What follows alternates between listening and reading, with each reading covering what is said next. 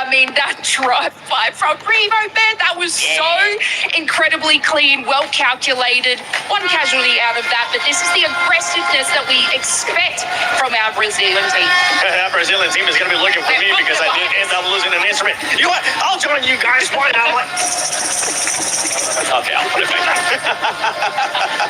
They're going to be looking for me. It's going to be hard for me to get out here. But Max, one team that was able to actually do a good rotation, have a good strategy here, and a team that needs it is the defending champions of PMWC, Yangon Galacticos. Yeah, Yangon and Galacticos actually a team that was, I would say, a little bit more passive towards the very later stages of this game, but actually ahead of that, their rotations from the western side, able to cross that bridge against the side of Flora, which is some great rotations, and especially great scouting from this team that I think a lot of teams could try and learn from the scouting capabilities of Yangon Galacticos, especially at one point intro, leaving Seiknow behind them on a high ground position in that one building to make sure he can scout for his teammates which positions are free, which positions are available, and then the entire team just send it over to the eastern side of those buildings to get the high ground for themselves. You got a illustration for us. Natura, do me a favor, grab the mic from him so you can actually use both hands. There you go. And then if you want to, put the mic. I need to talk to the mic, thank you. If you're looking at this position here, one big point of contention that Yangon Galacticos got for free because of that insanely good scouting is going to be here, and this is like a two-tiered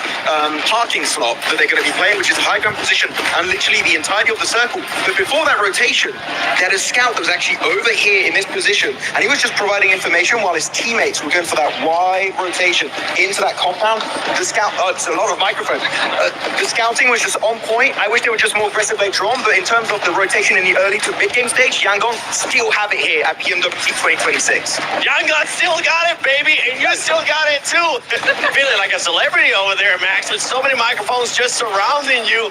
But for this squad, we need to continue to see that proactiveness. We need to continue to see everything that we're seeing out of them to maintain themselves closer or within the top 5, because right now, E-Arena has been a team that has been slowing down a lot. They started off hot, and they are currently in 5th place. I mean, just to give you guys a recap, we saw complete control from E-Arena on Rondo yesterday.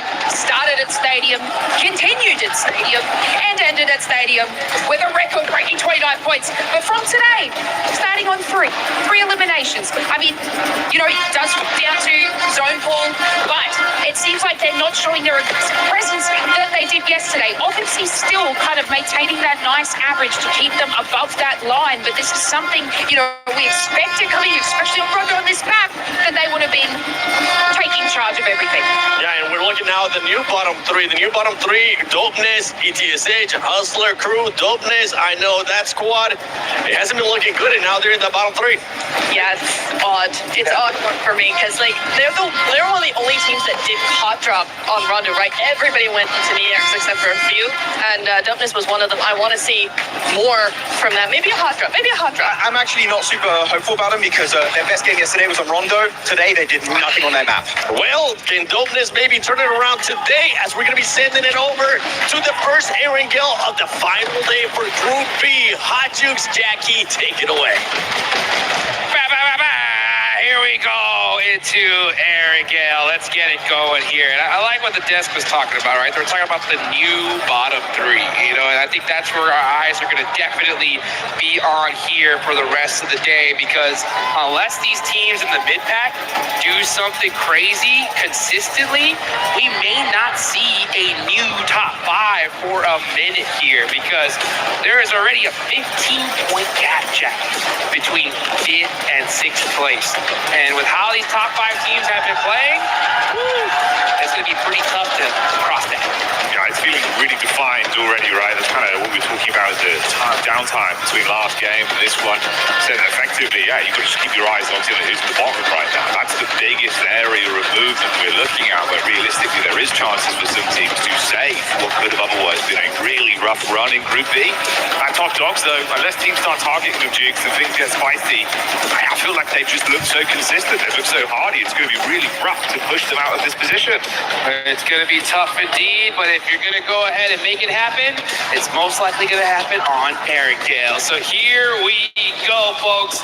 Match number 2 of Group B. Final day of the groups, right? We still have survival stage coming up, but it's all come down to this. So, yeah, 15-point gap. Now, mathematically, for all you guys watching, you're like, hey, come on, it's 15 points. It can still happen, right? And it definitely can. The issue is the fact that the top 5 teams are still going to get points, right? So, if we see the top 5 put up 5 points here, that's now a 20-point gap, right? So, honestly, I think if you are in that 6th place on down, I wonder what the coaches are saying, right? I think if it's you're gonna have to start really talking about guys like a regular game is no longer okay. Yeah, I think it's one of those, right? Just go, look, guys, I want to let's cut our losses. Just go for a high drop. Do something. We've got to just Do try something. something. Yeah. If we can starve them from getting no points, I believe in Paris that'll be 0-3. Well, Nil point. there you go. Check that one, Max Man. Let me know.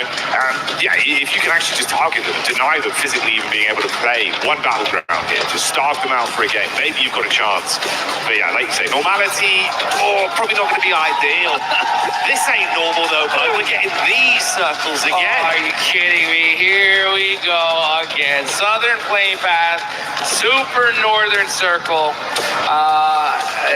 I would normally be like, team vitality, ain't too happy about that. But yeah, again, like probably no one's catches of the day pretty much no matter what. So they're good with this one. But this could be a good opportunity, right, for the rest of the lobby to make something happen here. Now, one of the teams that desperately want to is Yangon Galacticos. Okay, they're in 6th place with 46 points. They're right there below that cutoff.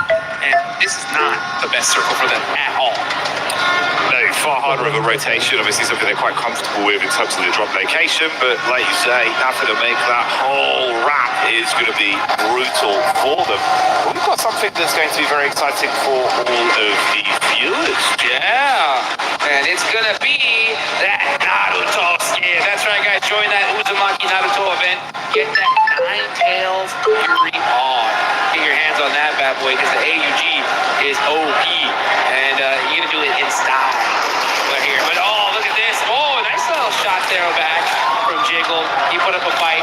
But Godlike, man, I'm telling you, these guys are just having a phenomenal day. It's wild to see 39 points in Rondo on day 1. And then Godlike bust down 30 here. So, I mean, when it comes to Rondo, Group B just weren't playing. He certainly had the upper echelons of Rondo gameplay. It looks super exciting in some of the instances we've been gifted over yesterday and today. The ideal scenario, like you touched on there, for Godlike, right? Come back in swinging once again. Target some of these squads. The only benefit to that is if you're playing with a 3-man squad for Horo, if this is a bit more of a weakened team, there's a chance for obviously Godlike thinking, right, we can try and lap them, push ourselves further into the safety net. Helps them out. The other teams not so much. Still got to be a far better game. Man, I tell you, if I'm any of these other teams in this lobby and I see Godlike already starting off with elimination, I'm like, this is not good. They're already getting hot off the rip. That's gonna make things tough. So I'm talking about Yangon Galacticos all the way down to Tianba. It still freaks me out to see Tianba down at 13. I had them as a lock for top 5 here. That's going to make the survival stage that much more interesting, though, right? I mean, we're in Neptura, right? She was happy to see some movement from Alpha 7. I am as well, but you got to look at the reality of things, right? Like, that game was good, but it did nothing. It really didn't do anything when it comes to them trying to make it into top 5, purely because of how good our top 5 teams did. Now, that's the kind of the rough part about it. It's what we've been saying from the games we saw yesterday as well, where mechanically they're making the right moves. You know that they're damn talented as individuals as well. They're playing off each other nicely. It looks like the comps are looking far cleaner in moments of chaos. But that only goes so far if you're not able to get yourself to a good position.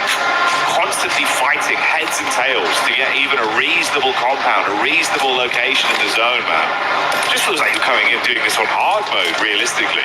Literally. I mean, that's the one thing I've noticed here, especially in PMWC Live here in Paris, is good games are good and all, right? But the thing is the teams at the top of the leaderboards, they're not doing good games. They're not even doing great games, right? They're doing something special. They're doing something that we've never seen before. And you just can't compete with that, right? Just good isn't good enough here at this stage. If you want that top prize pool, you got to break records. You got to do something special. I think it's spot on. It's what we've seen. The quality of competition has raised to a new level. And these are going to be terrifying squads to have back when we get all the way through towards finals. That's a conversation for another time, though. Yangon Galacticos taking some shots over onto S2G. A bit of a sleeper squad to the previous game. Gave a good run of things, all things considered, with how they approached it. Kamikaze limping away, crossing his fingers, thinking maybe there's a chance, maybe I can get picked up. Just don't give Mane another knock for free off the back of it. That's the worst case. I already know what he's telling his teammate. I'm safe, I promise, give me, and he got it. Nice. Okay. Able to catch Kamikaze there, but Yangon Galacticos are looking in this direction. Ooh, those stairs. All it takes is one little bullet through it, but oh, he does get that res. So now, hopefully we're going to see Kamikaze get to safety.